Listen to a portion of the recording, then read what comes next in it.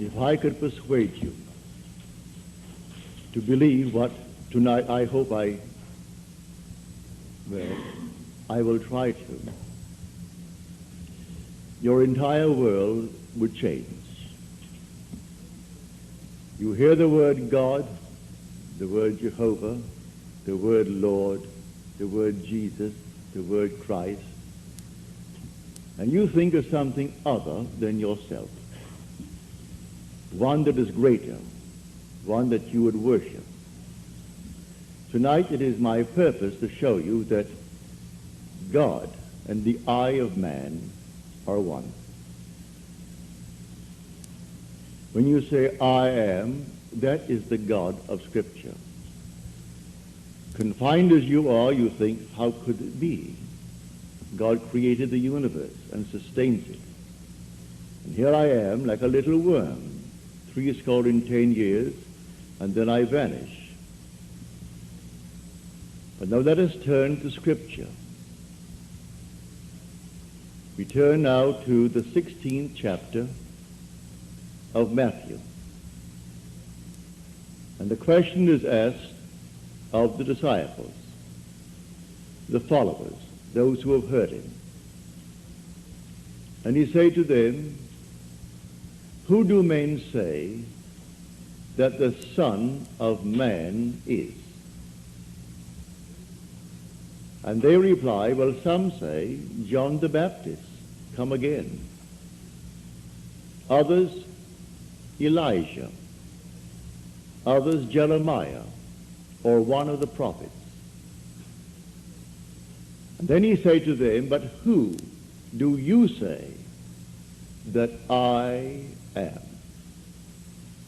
And the spokesman, called Peter, answered and said, thou art the Christ, the Son of the living God. And he said to him, blessed art thou, Simon Bar-Jonah, for flesh and blood could not have told you this, but my Father who is in heaven. So here he equates the Son of Man with the eye of man, not the organ that sees or through which you see, but your sense of awareness, that I amness, when you are aware of being, your consciousness, your human imagination. So he equates the two. The Son of Man spoken of in the Old Testament and brought forward into the New is nothing more than the eye of man. And he calls it the Christ, and defines Christ as the Son of God. Now we find Christ being defined in the New Testament as the power of God and the wisdom of God. So the eye of man is the power of God and the wisdom of God. If man does not know it, well, then he will not exercise that power. He will not exercise that wisdom.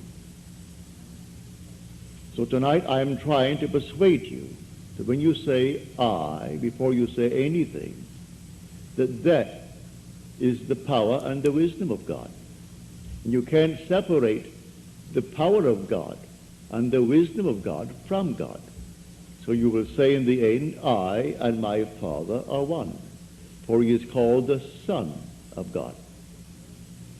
Now we are called upon to test this, if it be true. Can we test it? I hope you'll put it to the test. For when I tell you that your own wonderful I amness is God, though prior to that you believe that you are little something, moving across the earth for a few years, 70 years, and then you will vanish, in the hope of some restoration, but a hope, no assurance. Well, now I'm going to tell you that you really are God. Your own wonderful consciousness, your human imagination, that is the God of Scripture. And there is no other God. Imprisoned as you are in these bodies of flesh, You did it for a purpose. Now let us see what it tells us about this Son of Man that is now equated with the I of man. No one has ever ascended into heaven but he who descended from heaven, the Son of Man. You'll read that in the 3rd chapter, the 13th verse of John. So here we find you are a pre-existent being. No one can ascend into heaven but he who descended from heaven, the Son of Man. Your ascension in the next verse, the 14th verse, is showing you how you ascend. As Moses lifted up the serpent in the wilderness, so must the Son of Man be lifted up. That's all imagery, and yet it is true. You descended into generation in a world of death where everything begins, it waxes, it wanes, and then it disappears. But there's something in you, clothed in this garment, that does die, that is pre-existent, and its home is heaven, which is harmony. You gave it up completely. You aren't pretending that you're a man. You descended into man. You became man, with all the weaknesses, all the limitations, all the restrictions of man, to experience this world of death and decay.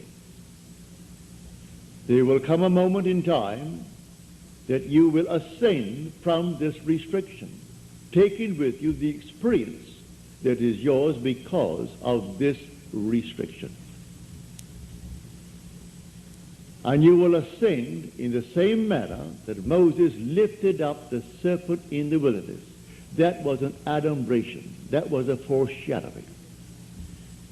You will rise from the base of your spine, up your spine into your own skull, for heaven is within you. And you will rise like a fiery serpent, without any loss of identity. The form you wear, I hesitate to describe it. I will tell you that your face is human, your hands are human, your voice is human, but do not ask me to describe the body that you wear. It's infinite power, infinite wisdom, and yet it is a form. You are that fiery being that descended, not because of anything that was wrong when you descended. The fall is not because of any mistake on our part. It's a predetermined plan to come down into the world of death and decay and overcome it. If coming down, wearing these garments, we knew who we were, pretending that we were men, we could not accomplish it, any more than an actor on the stage, pretending that he is Hamlet, can actually play that part. He has to actually assume it, but even then it is still with a little something in his mind. He knows he is the great actor who tonight will go home to his lovely home, and he'll take off the garment and hang it up once more, and tomorrow he'll replay the play. You don't do that in this play of God. You don't take off the garment. You wear it for your 70, and if by strength, your 80, or maybe even longer, or shorter. But the I of man is the God of Scripture. Put it to the test. Let me now, first of all, before we go into the testing of it, make clear what I said on the last lecture night, Friday night, prompted by a question that was asked here. For I had said in the previous lecture that there are ranks in heaven as they are on earth, for this is only a copy. Everything here is a shadow. It's a copy of the eternal realities.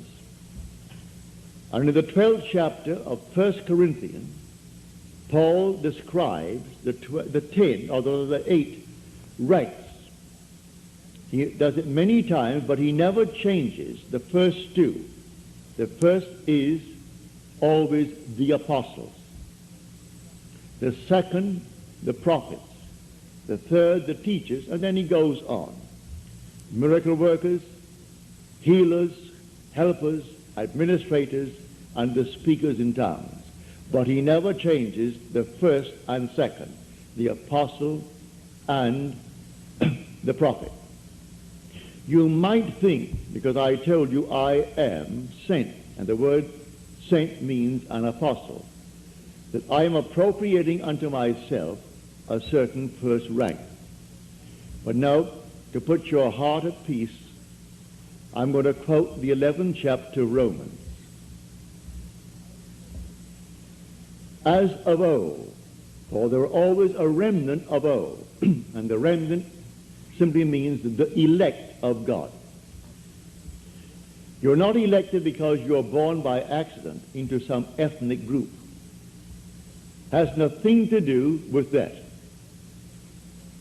A descendant of Abraham after the flesh is not necessarily the elect of God. You are chosen from any race, any nation, any religion. Well, how the choice is made, no one knows. It remains the Father's secret. But Paul qualifies it in this manner. There is a remnant to this day, called by grace. And if by grace, then it is not on the basis of works. Otherwise, grace would no longer be grace. Therefore, no one who is called and sent can brag. If he brags, he is not the sent. Because it's all by grace. He didn't earn it. It's not by merit. It is simply a secret known only to the Father. So when we are called, incorporated into the body of infinite love, who is God, and then sent, let no one who is sent raise a finger to brag, to boast, for it is all by grace. Read it in the 11th chapter, the 5th and 6th verses of Paul's letter to the Romans.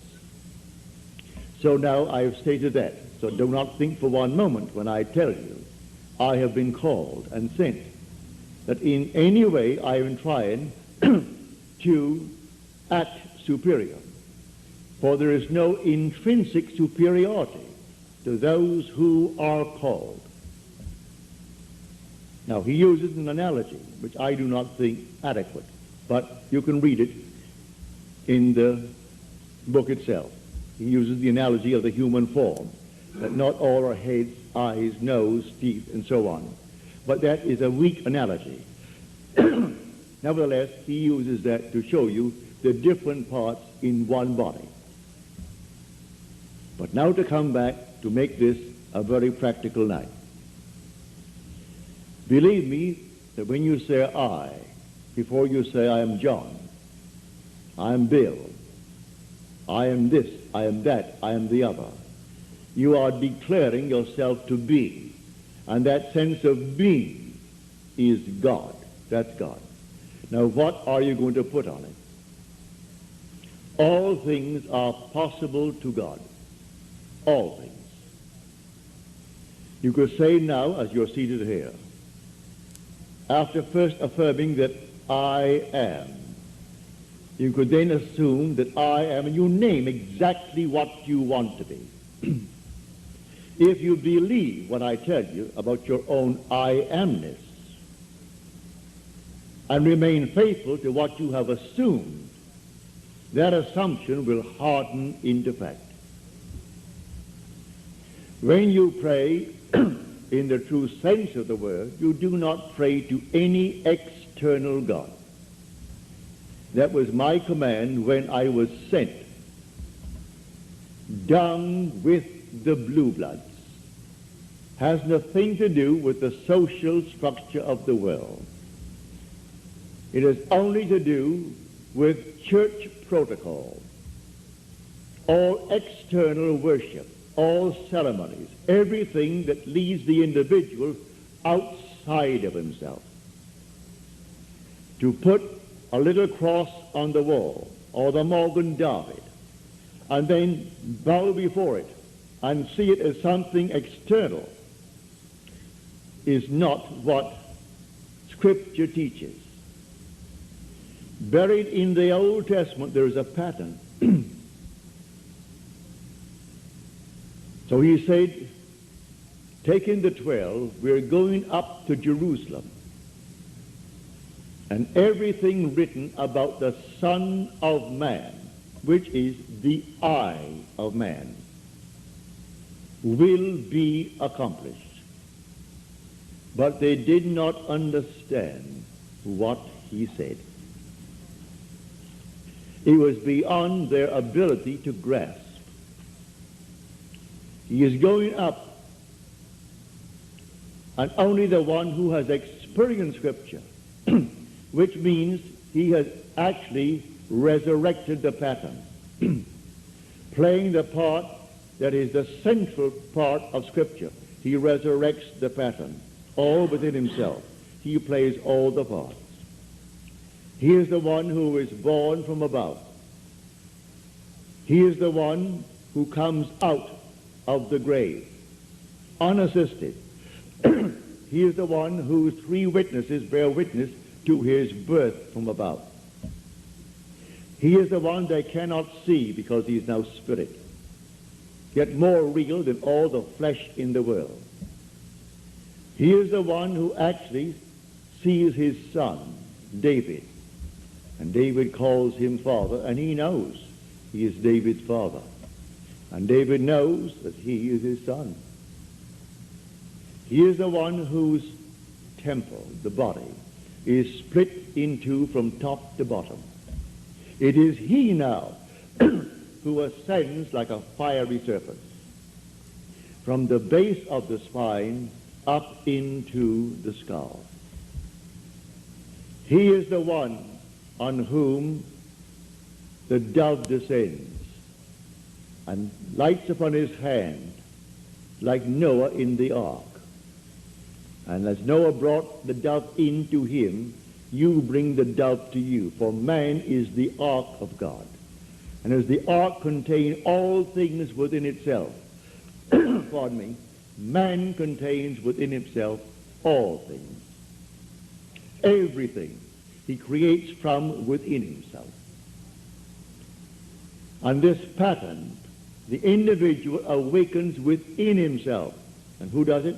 The eye of man. And that is God. Now tonight you can test it, as you're called upon to test it. Test yourselves and see. Do you not realize that Jesus Christ is in you? Unless, of course, you fail to meet the test. Examine yourselves to see whether you are holding to the faith. What faith? To have someone tell me that I am a Christian, or I'm a Jew, or a Mohammedan, and holding to that faith that they talk about? No. The faith that I'm talking about tonight, that your own wonderful I amness is God. Test it to see if you're holding to that faith. If you're holding to that faith and all things are possible to God, you should be able to prove it in the testing. She's not here tonight. She promised she would write me a letter, having told me the story on Friday. But I know she finds it difficult to express herself in writing. She can paint and paint and paint and do all kinds of lovely things in painting and drawing. And when I say to her, please write it that I may tell it to my audience before I close, for I have no future plans after I close on the 29th. So I would like to share your experience with them to encourage everyone in this world to do what you did. Well, the letter didn't come. I can see her struggling over one page and rubbing out a line because she didn't spell the word correctly and going over the next one. But she can take a piece of canvas and a piece of paper and do miracles with it. But because she is restricted in writing a letter, she didn't send the letter. But the essence is this. She is now a divorced girl with a little boy, handsome little fellow. Well, when you're living alone and you need money and you have a child to support and you have a home, all the things, and the money isn't coming in, then you're up against it. So she said, I blew my top, as you're told in the Psalms to do. Pardon me. She said, then I applied this principle, and I assumed that I had exactly what I need plus and plus.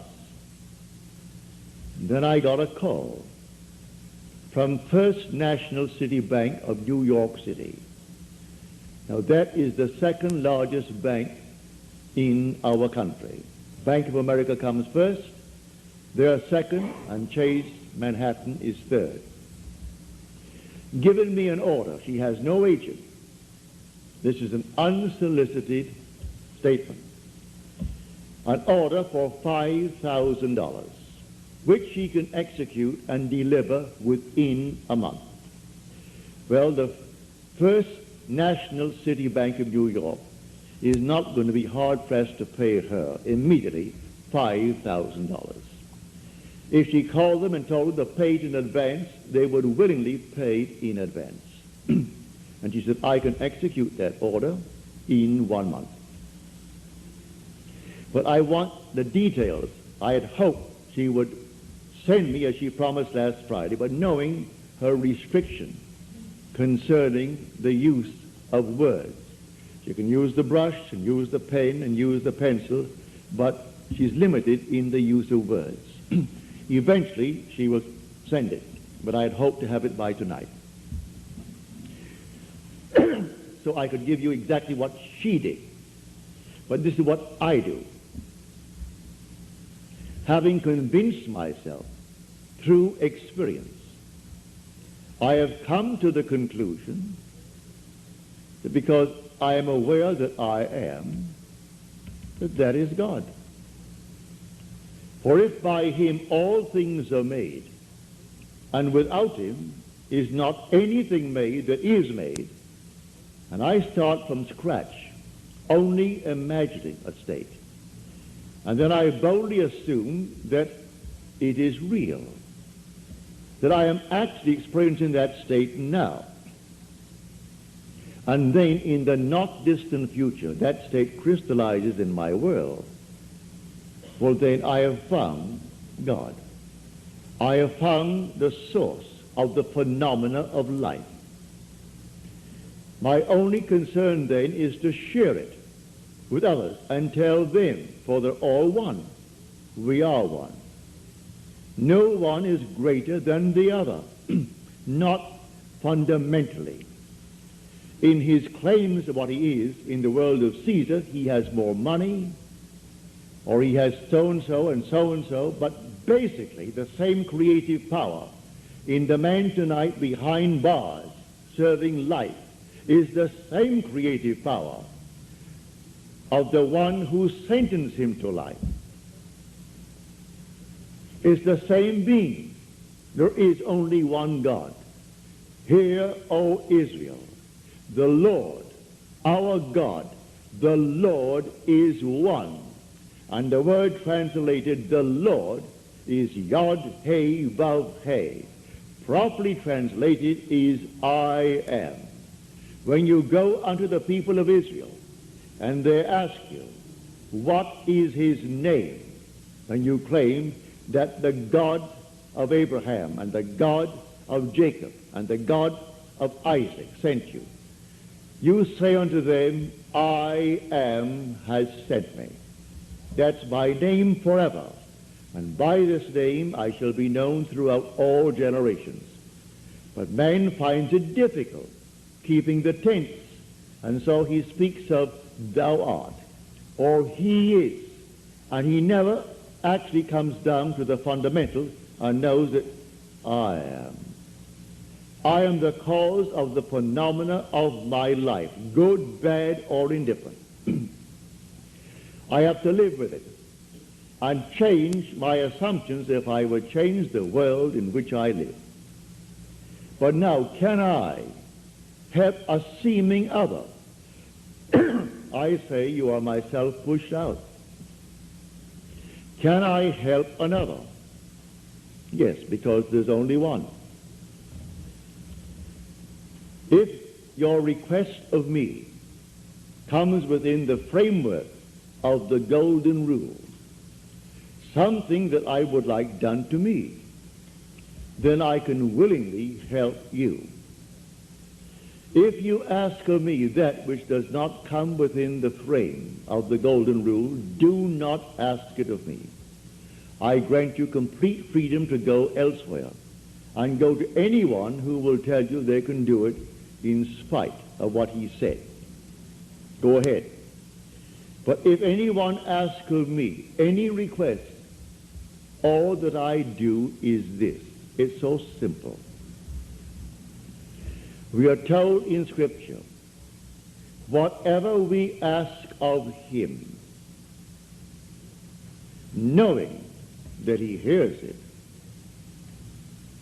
it shall be done for us, if we know he hears it. Well, can you imagine you seated here on the surface of your being, a rational being, knowing something that the depth of your own being that encompasses you doesn't know? So you know, and you think, well, he doesn't know.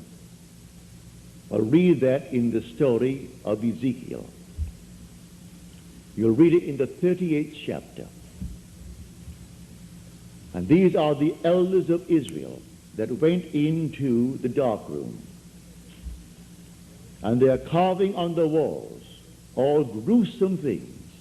And they said within themselves, the Lord does not see us. And the Lord is speaking to his prophet Ezekiel. And he said, the elders of Israel say that I do not see them. And watch what they're doing, making all these abominable things within the great cavern. They will all reap them, because I see everything that the elders of Israel see. But they think because it's dark and it's a cavern, no one knows what he is doing.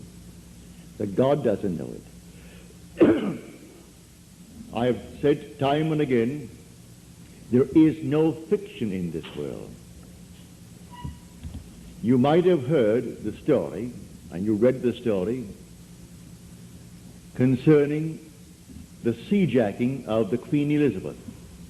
You might have read the article in Time that some girl at Hunter College wrote that story in detail, and she was so shy when it came to the point to be read, she could not read it.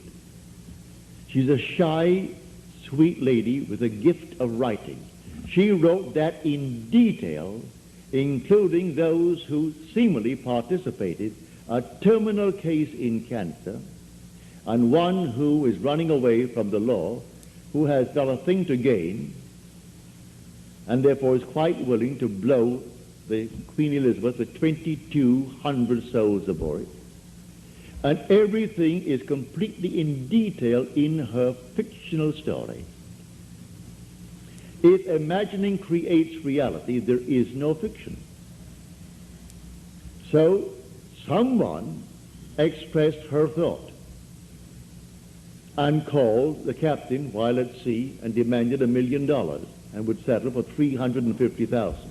Well, it must have cost them, I should say, more than $1 million to stop that huge hulk in mid-Atlantic and then feed 2,200 people 4 times a day for the extra meals that they would have coming to them.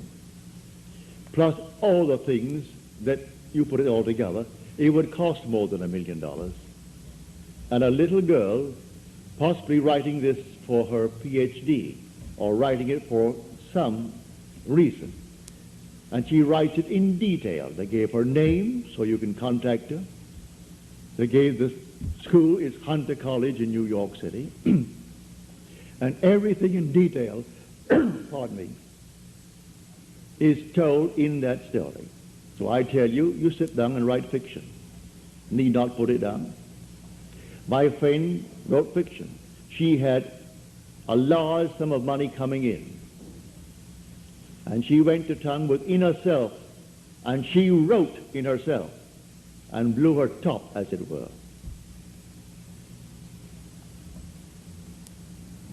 Thank you, Daddy. Thank you. Didn't drink enough tonight.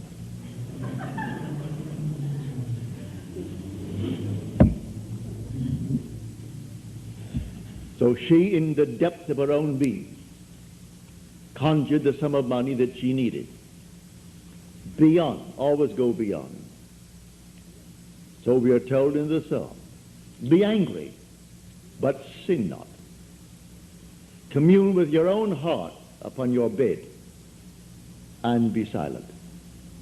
Yes, blow your top, but do not let the sun go down upon your anger. Be silent as you commune with self. You don't commune with another, for the self of man is God. So be angry, but sin not. Commune with your own heart upon your bed. You aren't communing with another, and then you actually know exactly what you want.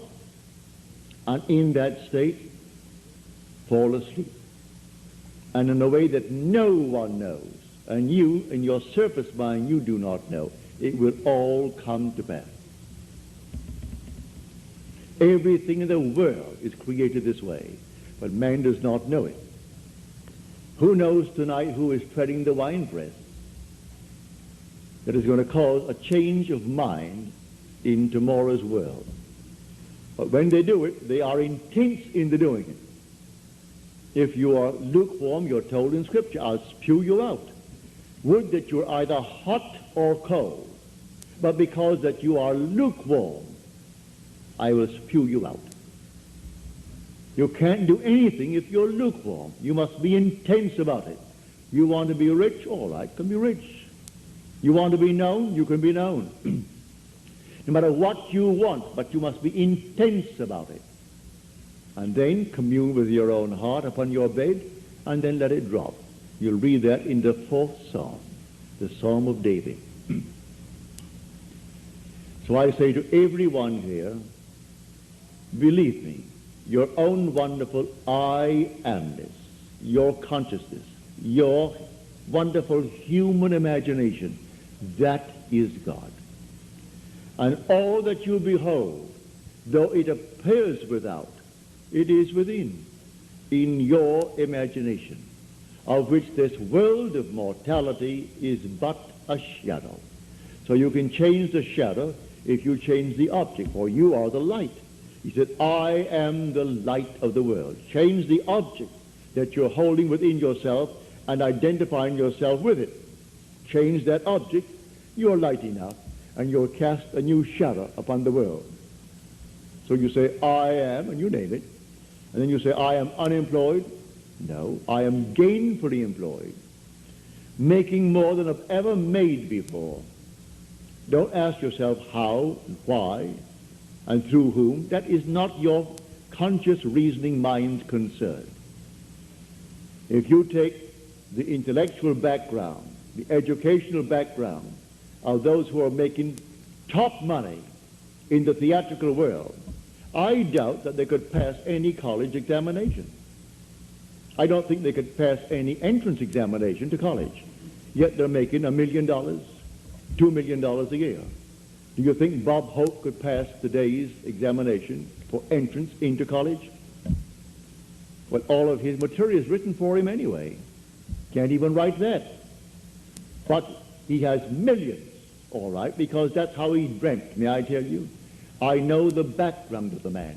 A friend of mine who is now gone from this world played in vaudeville with him, and he would borrow from my friend every week a sum of money because he had to go to that post office and buy a postal money order and send to his bank. He borrowed money that was interest-free because he was sending in money that was not interest-free. He had to send a certain sum of money every week, and he would send it into his account and borrow from my friend Harry Webb, who had a band, and they played together. Not in the same act. Harry had his own act. He has a small band. And Harry was the outgoing personality who didn't care about money, and so he wanted money. Hope wanted money. He would loan him the money. He always paid it back the next week and borrowed it again because he had to have so much in that bank every week. And when they would go into a restaurant and food was left over, like bread and butter, who took it all home? Bob Hope. Bob took all the buns, all the rolls, everything that was there uneaten. He paid for it, and you paid for it. You don't want it, Harry, do you? No. All right, so he took it home. So he has 400 million, so they claim. That was his goal in life. If that's your goal, have it. I speak of another goal, the goal of awakening to who we are. When man awakens from this dream, the whole vast world and all that it contains is as nothing to the being that you are. You came down from heaven, where the whole is yours.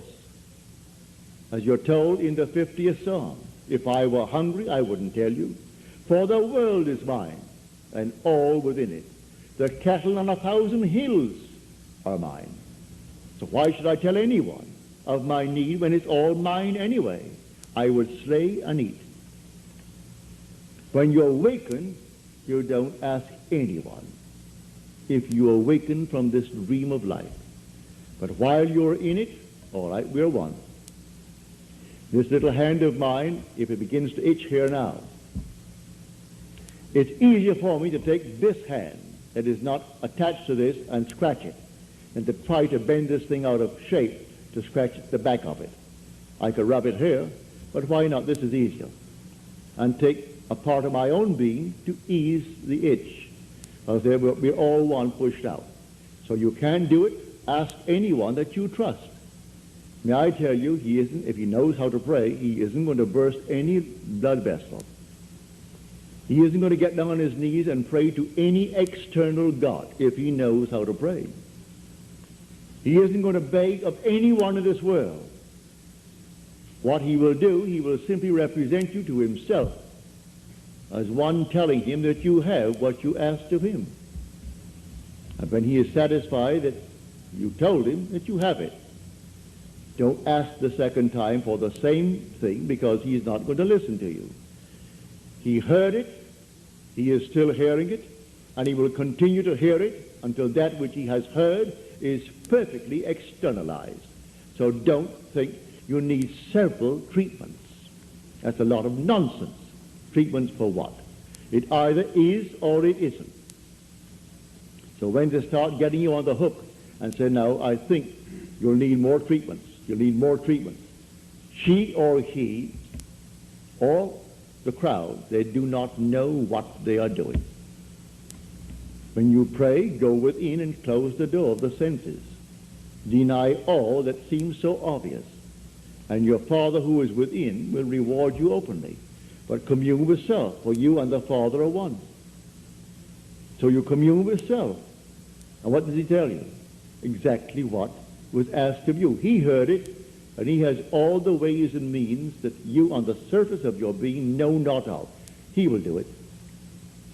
You can ask anything of one if it comes within the framework of his code of ethics. Don't ask anyone who knows how to pray something that does not come within his golden rule.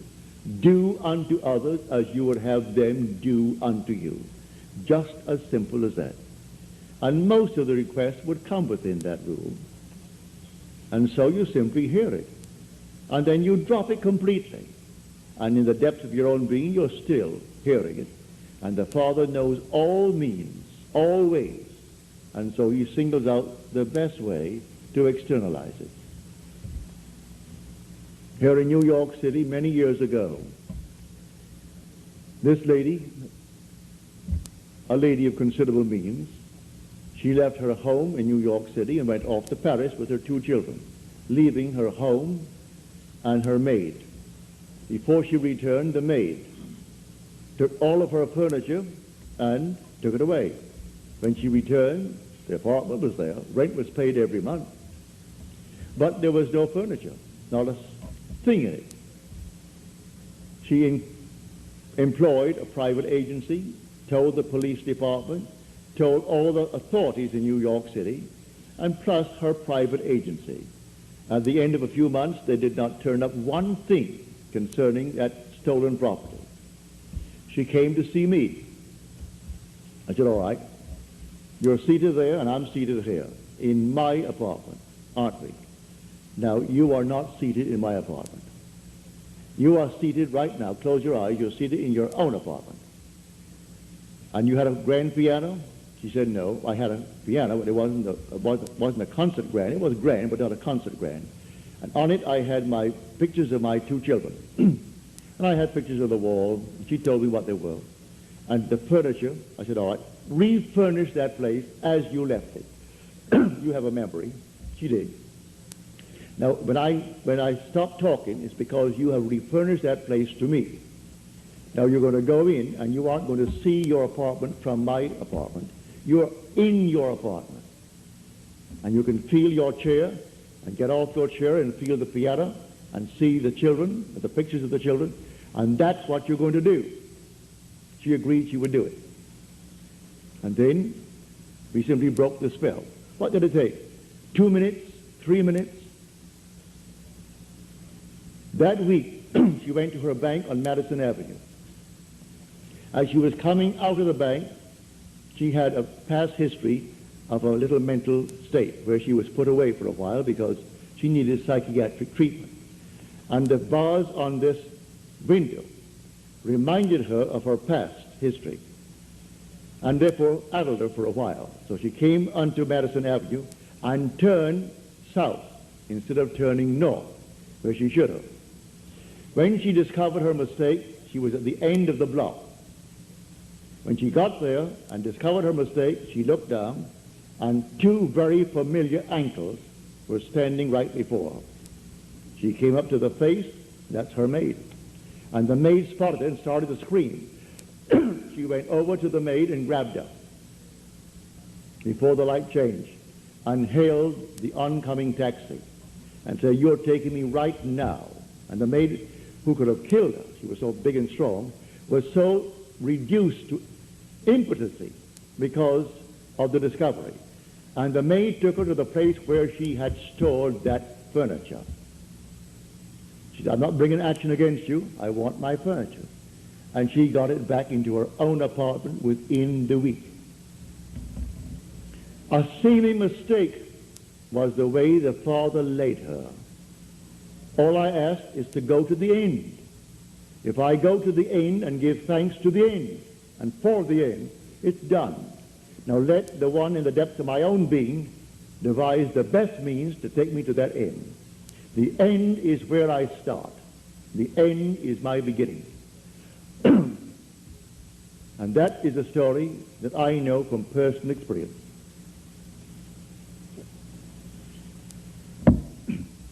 So do not attempt to devise the means and tell the one that you asked to pray for you how it should be done. He will lose all interest and turn his back and say, go elsewhere.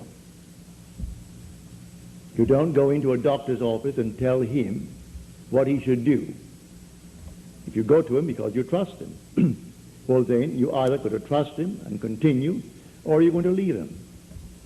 Well, if you go to someone that you really believe who knows how to pray, don't tell him how to do it and what means should be employed in order to do it. He is going to go to the end if he knows how to pray. The end is where we begin. In my end is my beginning. And we're always ahead of our evidence. So I go to the end. I see the whole thing done, and then drop it, and let it happen in my world. So to come back, the I within you now, when you say I, no matter how little you have thought yourself so far, may I tell you, you are the infinite God. And when the story of Jesus Christ repeats itself within you, you will know it's all I. No one called Jesus is going to appear. He is not going to push any stone away from you when you come out of that tomb. And then you'll know the words of John.